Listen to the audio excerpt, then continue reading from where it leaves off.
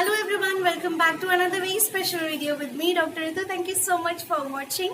आज की वीडियो में लेकर आई हूँ हेयर फॉल पर और ये वीडियो थोड़ी सी अलग होने वाली है बिकॉज आई नो YouTube पे बहुत सारे वीडियोस हेयर फॉल पर भरे हुए हैं. मतलब YouTube is full of hair fall videos. Sometimes normal, sometimes related with homeopathy, sometimes related with the techniques and the hair care tips and everything. So it's like very common or full. The YouTube is full of that.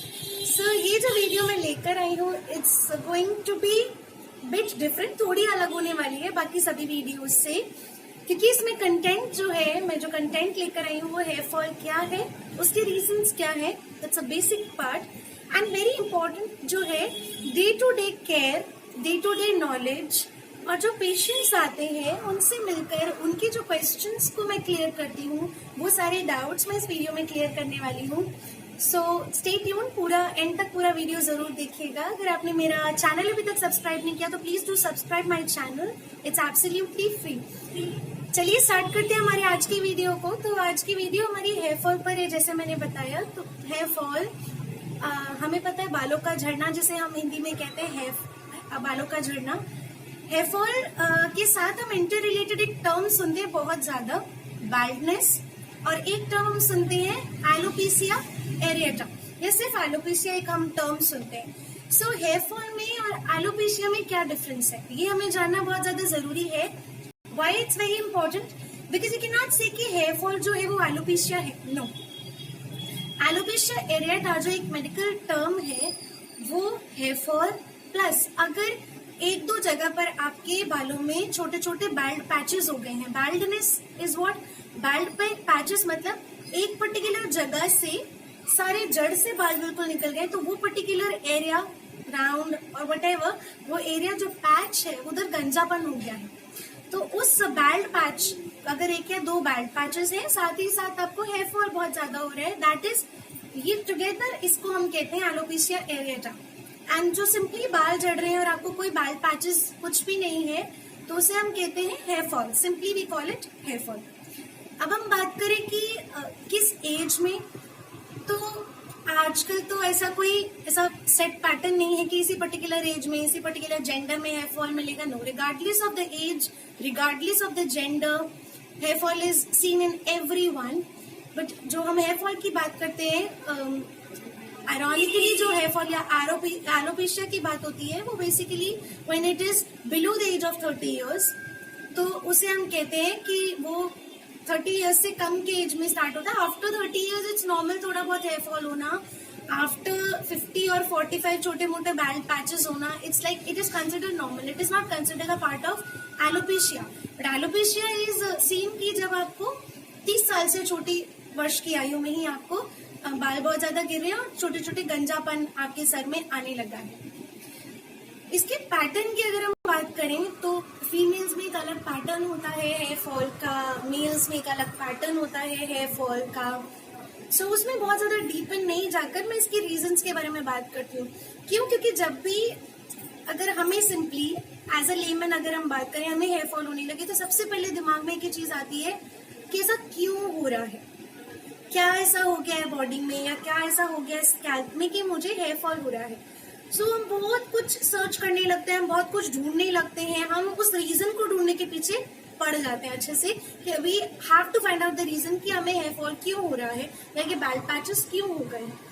कुछ एक reasons मैं आपको बताना बहुत जरूरी समझूंगी, क्योंकि एक reason होते हैं जो हमारे हेड और स्कैल्प से रिलेटेड है, एक रीजन होते हैं जो हमारे लिविंग स्टाइल से रिलेटेड है, और एक कैटेगरी ऑफ रीजंस होते हैं जो हमारी फिजिकल बॉडी से रिलेटेड है.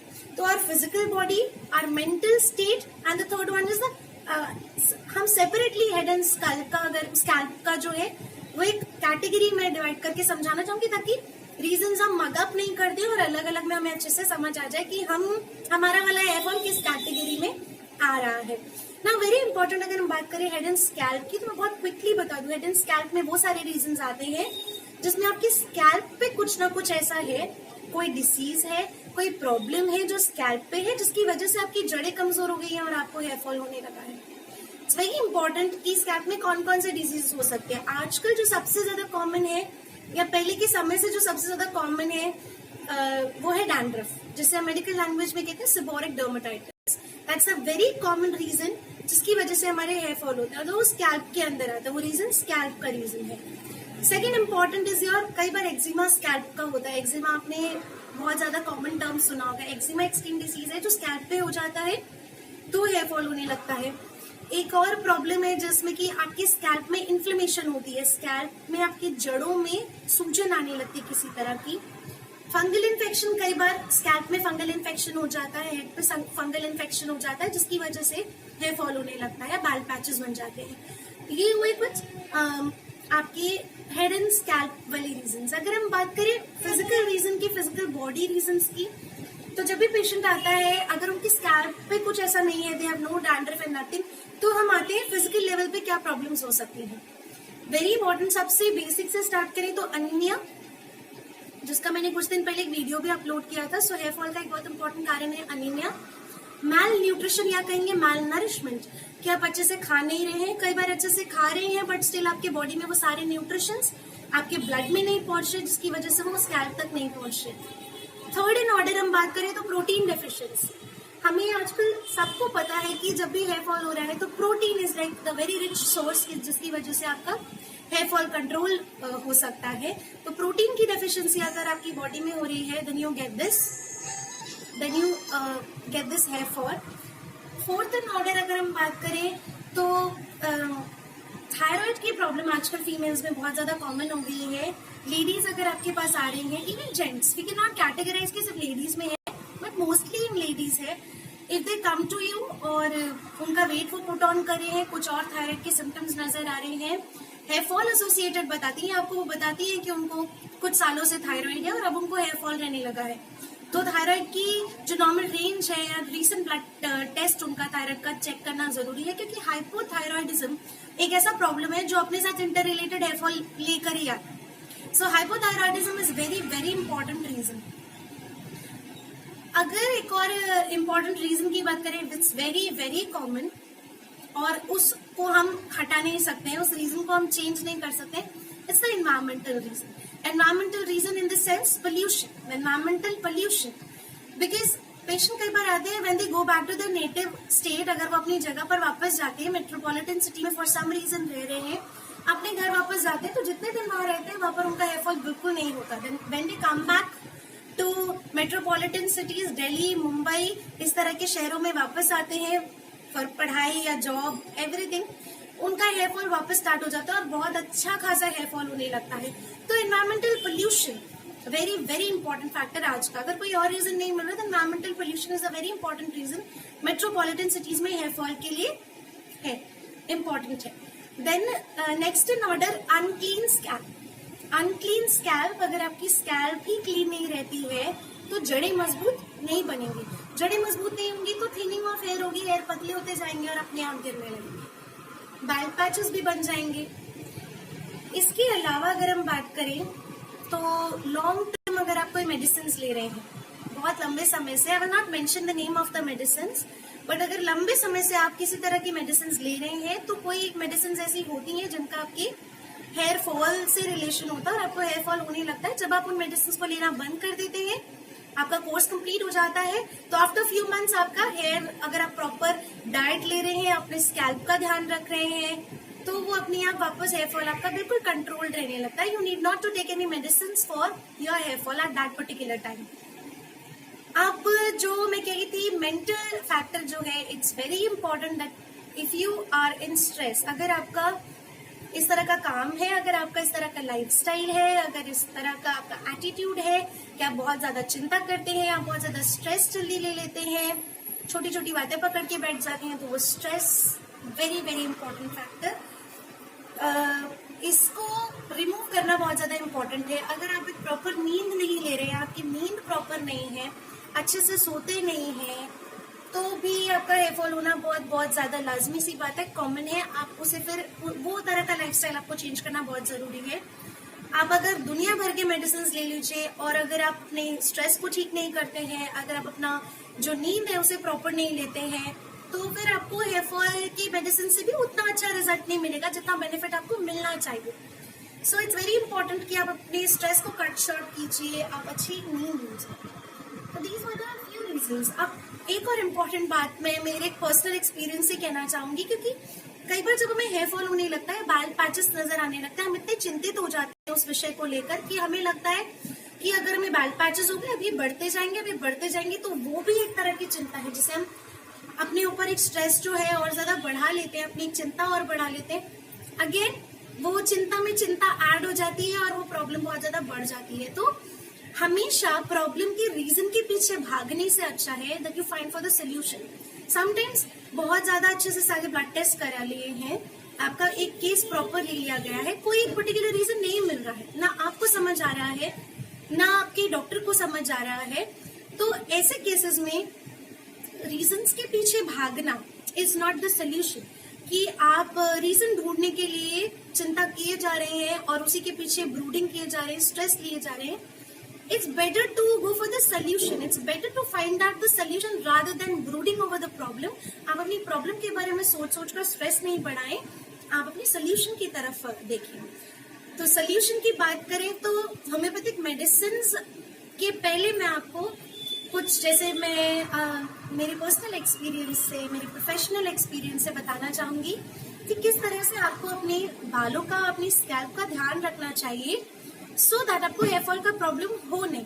अगर हो भी जाता है तो वो बहुत जल्दी ठीक हो जाए। थोड़े बहुत बाल गिरना वो लाजमी है, it is very common, you do not gate worried about it.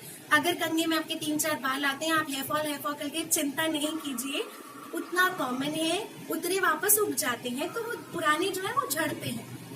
अगर आपको लगता है ये आपके हेयर फॉल बहुत बिल्कुल जड़ों से बाल निकल रहे हैं और नहा रहे हैं उसके बाद बहुत ज्यादा बाल निकल रहे हैं, कोम में हर जगह आपके बाल हैं, then that is hair fall basically.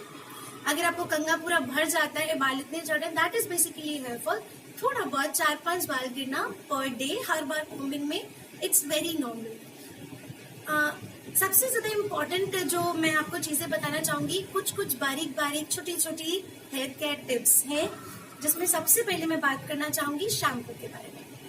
तो शैम्पू कौन सा यूज करना है, दैट्स एब्सोल्युटली योर चॉइस। कौन सा आप इस्तेमाल करते हैं, आपको सूट कौन सा करता है, एब्सोल्युटली योर चॉइस।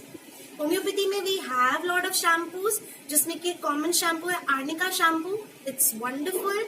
आप उसे हफ्ते में 3 बार लगाएं, आप रोज लगाएं, बहुत अच्छा इफेक्ट देने वाला है।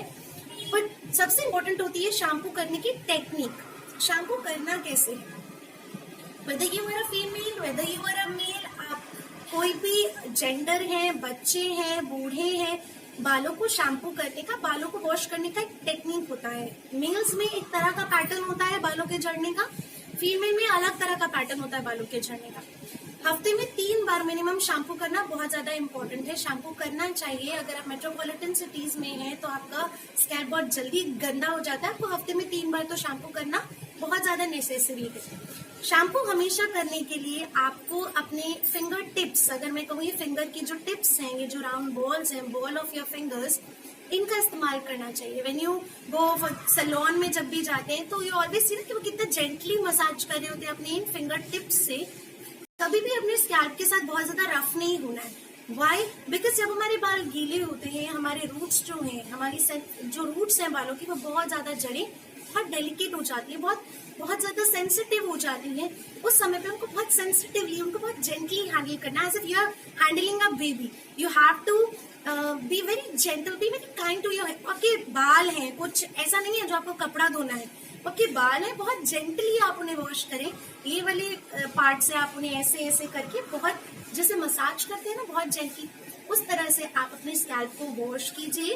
और फिर जब पानी डालते हैं तो डोंट बी वेरी रफ। आप उस शैम्पू को निकालने के लिए डोंट बी वेरी रफ। आप बहुत ही सिंपली पानी यूज करें और जेंटली उस साबुन को, उस शैम्पू को निकालें और वाटर को अपना काम करने दीजिए, रादर देन आप अपने हैंड से उसे एक रफ ट्रीटमेंट दे रहे हैं। Don't do it. तो शैम्पू करने का ये टेक्निक बहुत ज्यादा इंपॉर्टेंट होता है कि how you handle your hairs. अब हम बात करते हैं ऑयल के बारे में। अगेन होम्योपैथी में we have oil like arnica and jaborandi hair oil, it's wonderful. मैं यहाँ एक पिक्चर भी लगा दूंगी। इतना अच्छा ऑयल है कि अगर आपके हेयर थिन है, अगर आपकी स्कैल्प की कोई प्रॉब्लम है, अगर आपको डैंड्रफ है, अगर आपको बाल समय से पहले सफेद होने लगे हैं, अगर सिर्फ हेयर फॉल है, आप इस शैम्पू को यूज कीजिए, you will get wonderful result. Oiling करना बहुत बहुत ज्यादा जरूरी होता है बालों के लिए, क्योंकि dryness is like associated with your life. अगर आपके बाल, आप काम कर रहे हैं, आप घर मैनेज कर रहे हैं, एवरीथिंग, आप बालों का इतना ध्यान नहीं दे पाते, आपके बाल बहुत ड्राई हो जाते हैं। इवन मेरे बाल बहुत ज्यादा ड्राई हो जाते हैं अगर मैंने प्रॉपरली नरिश नहीं करूं। हफ्ते में 2 बार ऑयलिंग करना बहुत जरूरी। अगेन, कब अपने बालों को ऑयल करना है? अपने बालों को सिर्फ ये नहीं है कि आपने जड़ों में तेल डाला एंड इट्स इनफ। अपने बालों में जड़ों से लेकर आपको टिप ऑफ द हेयर तक बहुत अच्छे से बालों को नरिश करना बहुत ज्यादा जरूरी है।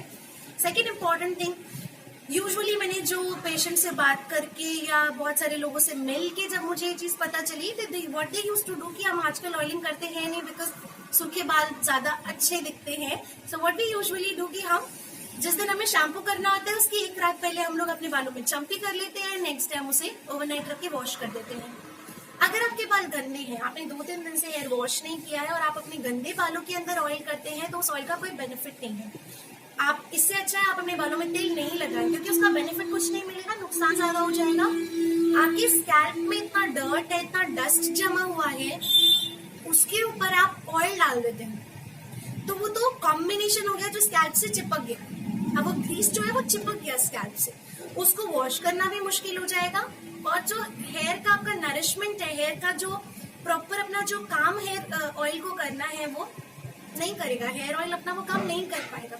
सो अगर आपके बाल जिस भी दिन धुले हैं, जिस भी दिन आपके साफ है बाल, उसी दिन आप शाम को अपने बालों में चम्पी करें, अपने बालों को अच्छे से मसाज करें। It's very important. Again, be very gentle, be very kind to your hairs. आप इसी फिंगर टिप्स का इस्तेमाल करें और उसी से आप जेंटली अपने हेयर्स को मसाज करें। स्कैल्प से लेकर टिप तक अपने बालों को बहुत अच्छे से नरिश करें हेयर ऑयल से। एंड इवन अगर पूरा रात नहीं रखना है तो 2 घंटे रख के धो सकते हैं बालों को। अब नेक्स्ट एक और बहुत इंपॉर्टेंट चीज मैं आपको बताना चाहूंगी कि ये हुई शैम्पू एंड ऑयलिंग की बात। तो मैंने एक और चीज बहुत अच्छे से नोटिस की, वो ये था कि हम कोम कैसे करते हैं अपने बालों को और कितनी बार कोम करते हैं। Most of the females I heard की वो इतनी काम में बिजी हो जाती हैं कि 2-2 दिन तक अपने बालों को वो कोम नहीं कर पाती है। सो वो बहुत ही खराब है आपके बालों के लिए। अगर आपको अपने हेल्दी हेयर्स चाहिए तो you should be very careful towards your hair. आपको रोज अपने बालों को कम से कम 2 से 3 बार उनमें कोम करना है। गीले बालों में कभी कोम नहीं करना है। अगेन, गीले बालों का जड़े जो है, जैसे मैंने बताया, बहुत सेंसिटिव होते हैं, तो आप उनमें प्लीज कोम नहीं करें। जब आपके बाल पूरे ड्राई हो जाए आप उन्हें कोम कीजिए, आप सीरम अप्लाई कीजिए, whatever you want to do with your hairs you can apply, but after they get dry, absolutely dry. गीले बालों में कोम करना इज लाइक वेरी बैड, बहुत सारे बाल गिर जाएंगे।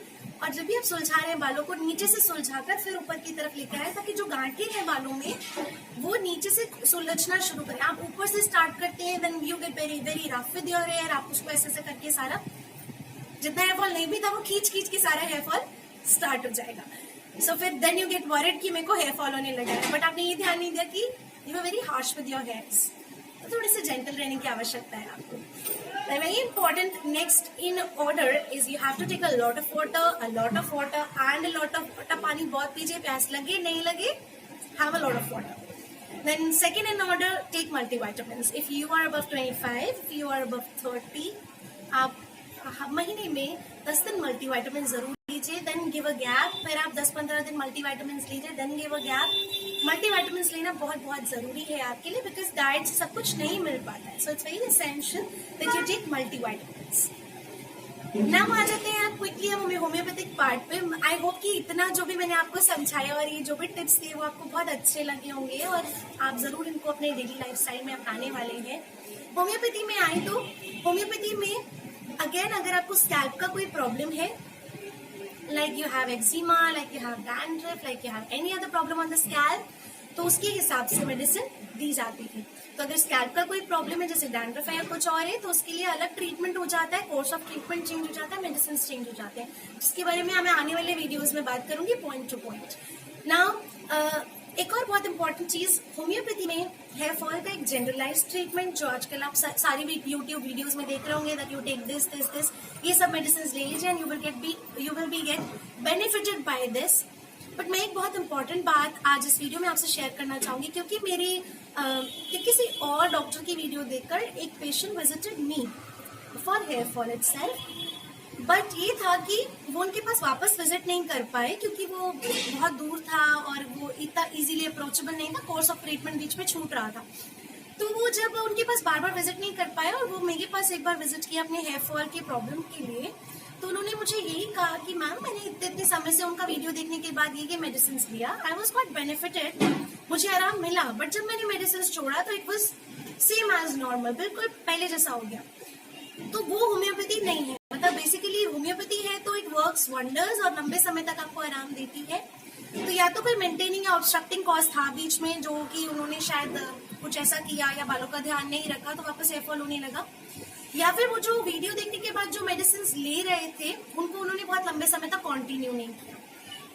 तो ये 2-3 रीजंस थे that I came to know. इस वीडियो में मेरा ये शेयर करने का मकसद मेरा यही है कि अगर आपको हेयर फॉल का ट्रीटमेंट बहुत लंबे समय से है, अगर आप इस तरह के वीडियोस देखने के बाद मेडिसिन ले चुके हैं, तो आप जरूर एक होम्योपैथिक डॉक्टर के पास जाएं, विजिट करें, बिकॉज जो हम केस टेकिंग करते हैं उसका तरीका ही अलग है और उसका जो रिजल्ट निकलता है वो बिल्कुल अलग है। फॉर एन एग्जाम्पल, उदाहरण के तौर पे मैं कहूँ तो जैसे कि अगर एक फीमेल है, अगर उनको हेयर फॉल है, जो वीडियो में मेडिसिन बताऊंगी, यस अगर उनको बेनिफिट मिलता है वो ले, बट अगर कोई कॉज अलग है, स्कैल्प का कॉज है तो मेडिसिन चेंज हो जाती है, अगर उनको टाइफाइड के बाद हो रहा है तो मेडिसिन चेंज हो जाती है, अगर उनको हेयर फॉल डिलीवरी के टाइम के बाद हुआ तो मेडिसिन चेंज हो जाती है, अगर उनको जो हेयर फॉल है अगर उनको हेयर फॉल का प्रॉब्लम जो है वो पार्चुरेशन के बाद है, मतलब डिलीवरी हो गया, बेबी हो गया, उसके बाद है तो मेडिसिन चेंज हो जाती है, अगर उनको अनीमिया की वजह से तो मेडिसिन चेंज हो जाती है। तो मेडिसिन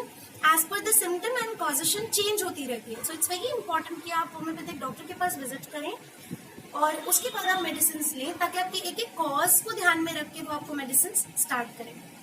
वेरी इंपॉर्टेंट, जो मैं वीडियो में आपको बताने वाली हूँ कुछ medicine, you can take it, you can continue it, आप 2 से 3 महीने उनको कंटिन्यू कीजिए, फिर गेट द रिजल्ट्स 1-2 महीने और कंटिन्यू कीजिए। लेकिन अगर आपको लगता है रीजन कुछ और ही है या ऐसा कोई रीजन है जो इस वीडियो में मैंने मेंशन नहीं किया है, तो आप होम्योपैथिक डॉक्टर के पास विजिट कीजिए, आप अपना कॉज बताएं अगर आपको समझ आता है तो, और उसके बाद ही आप कोई भी मेडिसिन लिया स्टार्ट कीजिए। उनके सुपरविजन में, उनके गाइडेंस में रहकर आप मेडिसिन लीजिए।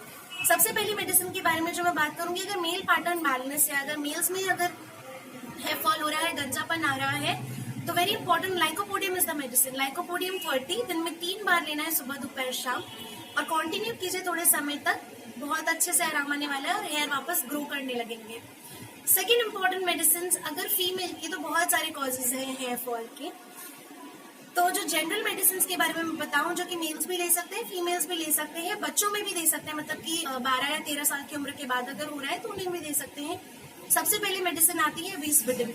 वीस्पिडिन एक ऐसी मेडिसिन है जो हेयर फॉल को कंट्रोल करती है, हेयर्स को ग्रो करती है, न्यू हेयर्स को, अगर आपके हेयर्स पतले हो गए तो उनको थिक करती है, अगर समय से पहले बाल सफेद हो रहे हैं तो वीस्पिडिन बहुत अच्छा काम करती है। तो वीस्पिडिन एक एडिशनल मेडिसिन है जिसे आप 200 पोटेंसी में खरीदिए। मैं यहाँ पिक्चर एक लगा दूंगी। वीस्पिडिन 200 दिन में एक बार सुबह सुबह खाली पेट आपको रोज लेना है। Second in order very important medicine, fluoric acid. Fluoric acid का जो हेयर पर है, सारे जनरल सिम्टम्स हेयर फॉल के वो कवर करती है, बट वेरी इंपॉर्टेंट, अगर किसी को हेयर फॉल के साथ साथ गंजापन है, छोटे छोटे पैचेस बन गए हैं जिसे हम कहते हैं एलोपेशिया एरिएटा, तो फ्लोरिक एसिड बहुत अच्छा काम करती है। ऐसे केसेस में आप फ्लोरिक एसिड 200 लीजिए, जिसे हम एसिड फ्लोरिकम भी कहते हैं। सुबह सुबह खाली पेट 2 ड्रॉप्स टंग पे डालने और आधे घंटे बाद आपने कुछ खा लेना है। Very important third in order is acid phos mother tincture. Acid phos एक ऐसी मेडिसिन है जो सबसे इंपॉर्टेंट उन लोगों में काम करेगी, उन लोग को बेनिफिट करेगी जिनको स्ट्रेस एक सबसे इंपॉर्टेंट कारण रहा, इन्वायरमेंटल कारण रहे उनके हेयर फॉल के पीछे। अगर कोई पेशेंट है बहुत हर समय थकावट महसूस करता है, फिजिकली भी मेंटली भी बहुत थके रहते हैं हमेशा, वेरी इंपॉर्टेंट स्ट्रेसफुल लाइफस्टाइल है, किसी से अच्छे से बात करने का मन नहीं करता, जब भी कुछ बात करें तो राइट वर्ड दिमाग में नहीं आता कि इस जगह पे मुझे ये बोलना चाहिए था। तो इस तरह के जब मेंटल सिम्टम्स आने लगते हैं वो बेसिकली एसिड फॉस पेशेंट है। उनको एसिड फॉस मदर टिंचर आप लीजिए। किस तरह से लेना है, दिन में 3 बार, आधा कप पानी, उसमें 10 बूंदे डालनी है, घोलना है और पी जाना है।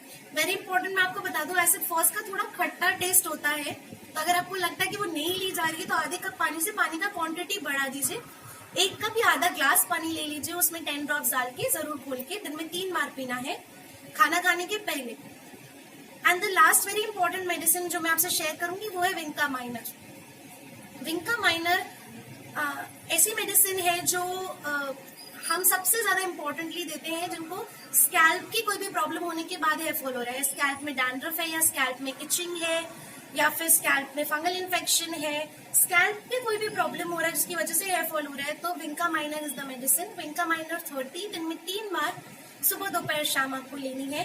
और अगर आप इनमें से कोई भी मेडिसिन ले रहे हैं तो उन्हें आप कम से कम 2 से 2.5 महीने कंटिन्यू कीजिए, सो दैट आपको उसका रिजल्ट भी अच्छे से नजर आए। रिजल्ट आपको 15 दिन के अंदर दिखने लगेगा, बट बहुत अच्छे बेनिफिट्स और आपका हेयर ग्रो होता हुआ आपको दिखे, उसके लिए आप 2 से 2.5 महीने 3 महीने लगातार ये मेडिसिन लीजिए, then you will be get benefited by this.